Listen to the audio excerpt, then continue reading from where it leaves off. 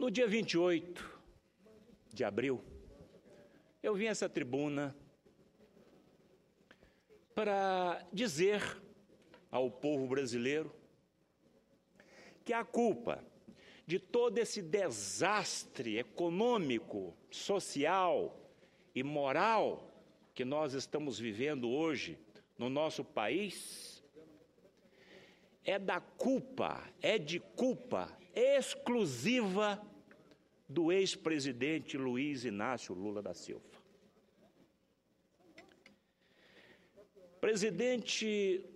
Ex-presidente Lula, hoje,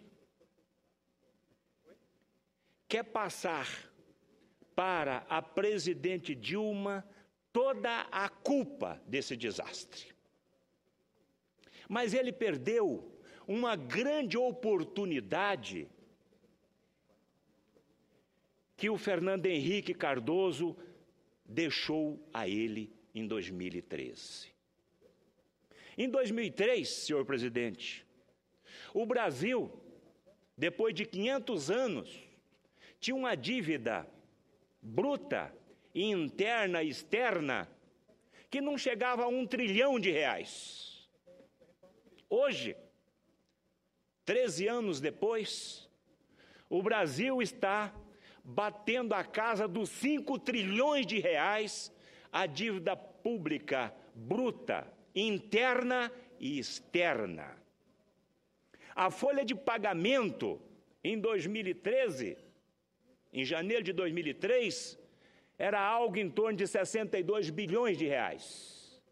Hoje essa folha de pagamento já ultrapassou a casa dos R$300 bilhões. A nossa balança externa nunca teve um rombo tão grande como o que nós estamos vivendo hoje. Desde 1947, temos um rombo na nossa balança comercial em torno de $140 bilhões.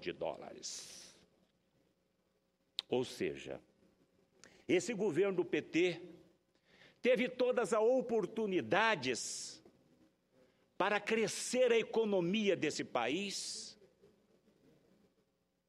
mas não fez.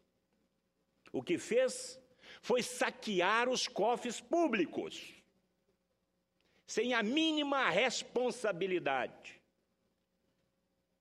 Não tinha um plano de governo, tinha um plano de poder. E isso está aí, as provas, em 2014. Só para se ter uma ideia, senhor presidente. O FIES, em 2013,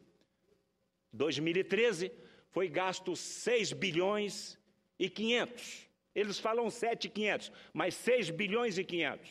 Em 2014, 13 bilhões e 700. Seguro defeso, 598 milhões de reais em 2013. 2014, 2 bilhões e 117 milhões de reais. Seguro-desemprego, senador Ferraz, foi gasto em 2013 22 bilhões, em 2014 32 bilhões de reais. O Pronatec, esse programa extraordinário de formação da nossa mão de obra, tão desqualificada, lamentavelmente, gastou-se 15 bilhões e 400 milhões de reais. Ou seja, comprar as eleições em 2014. Só que aí comprou muito caro. Se a gente pegar esses 4 dados que eu acabei de dizer aqui, o prejuízo com o FIES, que é algo em torno de 37 bilhões de reais, com o Pronatec, algo em torno de 9 bilhões de reais o prejuízo. Mais os outros, nós ultrapassamos a casa dos 50 bilhões de reais. Isto é lamentável. E hoje está o Brasil neste cenário econômico que nós estamos aí vivendo. Os empresários desmotivados, o emprego em alta, a taxa de juros lá em cima, não é?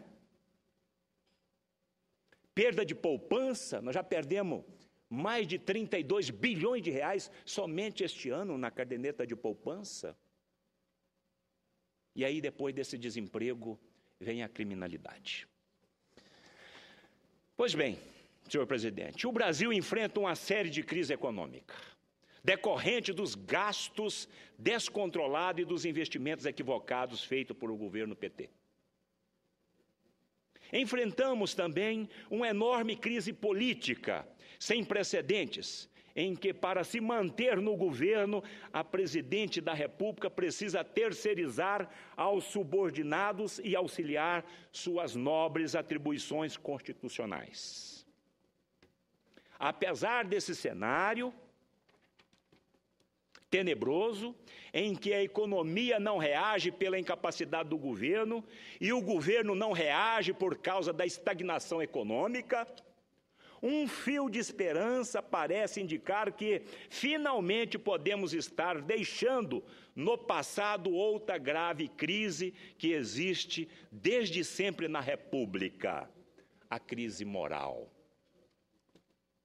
Nos últimos meses, a Justiça, na pessoa do tão competente juiz Sérgio Moro, tem dado mostras de que a era da certeza da impunidade está se acabando.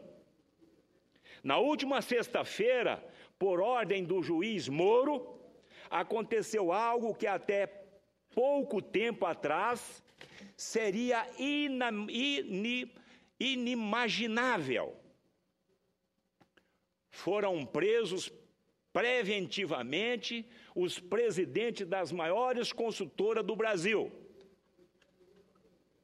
da consultora Norberto Odebrecht e também da construtora Andrade Gutierrez. Essas prisões demonstram para a população que não há ninguém à margem da lei, rico ou pobre, poderoso ou não. Essa contestação de que a justiça pode atingir a todos causou terror e pânico no governo do PT. Da presidente Dilma ao mais inexpressível ministro, todos perceberam que não poderão contar com a cumplicidade do Poder Judiciário. O pânico generalizado no governo e no PT só não é maior que aquele que tomou conta do verdadeiro responsável pelos desastres em série que estamos vivendo, o ex-presidente Lula. Sim, é preciso deixar claro quem era o verdadeiro, aspas, o número 1 do esquema, o Brahma. O Brahma, que o Brasil hoje sabe quem é o Brahma. Aquele que sempre mandou e desmandou desde que o PT chegou ao poder, criando as condições para que o Estado brasileiro fosse saqueado incansavelmente pelos companheiros. Se hoje, infelizmente, vivemos numa república que tem ladrões, malfeitores e corruptos de toda a ordem no comando, isso se deve principalmente ao ex-presidente Lula. Ele trouxe os corruptos para o poder. Ele permitiu que o Estado brasileiro fosse assaltado e ele se beneficiou dos esquemas sujos executados por seus companheiros. Mas essa farra começa a cobrar o seu preço. Lula hoje é um homem ameaçado e acuado, que dorme com medo de ser acordado pela Polícia Federal na porta da sua casa.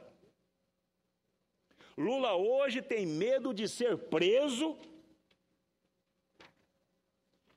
e pânico do juiz Sérgio Moro. E eu disse aqui no dia 28 de abril que os doutores do Ministério Público Federal e a Polícia Federal iria convidar o ex-presidente Lula qualquer dia para tomar um cafezinho. E parece que esse dia, senhor presidente, está muito próximo. E é bom mesmo que Lula tenha medo, pois os empreiteiros da Odebrecht e da Andrade Gutierrez, presos, têm muito a dizer sobre os anos de PT no governo. Segundo a revista Época, o mais poderoso dos empreiteiros, o Marcelo Odebrecht, filho do senhor Emílio Odebrecht, mandou recado para o ex-presidente Lula e para a presidente Dilma. Ou eles atuam para melar a Lava Jato, ou livrá-lo da cadeia, ou a República cairá. Também há-se um comentário na imprensa que o senhor Emílio Odebrecht disse: se o meu filho for preso, me arruma mais 3 celas. Uma para mim, outra para o Lula e outra para a Dilma. O pai dele deixou claro que se o filho ficar preso, repito, outras 2 celas, uma para a presidente Dilma e outra para o Lula. O exagero, evidentemente, pode ser perdoado. Aconteça o que acontecer, a República permanecerá, porque ela é muito maior do que todos nós. O que cairá, na verdade, é o projeto hegemônico de poder do Lula e do PT, que se construiu sobre a lama e começa agora a afundar. Se Marcelo Odebrecht e os outros executivos presos seguirem os passos de Ricardo Pessoa, da UTC, e decidirem contar tudo o que sabem, não sobrará pedra sobre pedra no lulopetismo. Porque eles conhecem, como ninguém, as engrenagens do poder, aspas, República dos Companheiros, fecha aspas. Mas ainda que os empreiteiros não queiram cooperar, o trabalho diligente da Polícia Federal, do Ministério Público Federal e da Justiça certamente conseguirá as provas necessárias para que seja condenado e preso o verdadeiro responsável por essa rapinagem institucionalizada no Brasil, que tomou conta do governo federal, o ex-presidente Lula. Mas, antes mesmo da condenação judicial, da qual ninguém mesmo, nem mesmo seus mais fiéis seguidores duvidam, outra condenação importantíssima já aconteceu. A condenação política. E aí agora nós tivemos uma pesquisa aonde o cara, o todo-poderoso, apresenta com índice muito baixo. Mas poderoso porque estava com um rio de dinheiro público na mão. Ou seja, levou o nosso país a essa catástrofe econômica, com a dívida, repito, bruta, interna e externa, na ordem de 5 trilhões de reais. A população percebeu, Lula, que foi no seu governo que os cofres públicos começaram a ser saqueados de forma sistemática, no intuito de perpetuar seu grupo no poder. Todos já sabem que foi no seu governo que começou essa política desastrosa de se gastar mais do que se tem. Eu tenho dito sempre aqui, senhor presidente, gastaram demais e pior, gastaram mal. E depois empurrar a conta para os nossos trabalhadores. Está aí o aumento de impostos. Está aí a história da correção da tabela do imposto de renda. Isto não é uma correção de tabela do imposto de renda. Isto é um aumento do imposto de renda das pessoas físicas, não é correção. Por isso mesmo, as pesquisas começaram a captar o sentimento claro da população brasileira de que tudo o que passamos hoje, Lula, é de sua inteira responsabilidade. Não adianta mudar as cores do PT. Não adianta culpar a Dilma. Não adianta sair do PT, porque eu acho que ele vai sair do PT e vai para outro partido. Não adianta. A sua condenação política já foi consagrada nas ruas. Você não escapará do juiz Sérgio Moro. Não escapará. Eu tenho certeza disso. Tem certeza, Lula. Seu destino, como o dos outros petistas graúdos, será a papuda. Mas se, por uma obra do destino, você conseguir escapar da justiça, como escapou do mensalão e de tantos outros, sua condenação virá das urnas, com a rejeição do povo brasileiro ao projeto hegemônico de poder do PT. Muito obrigado, senhor presidente.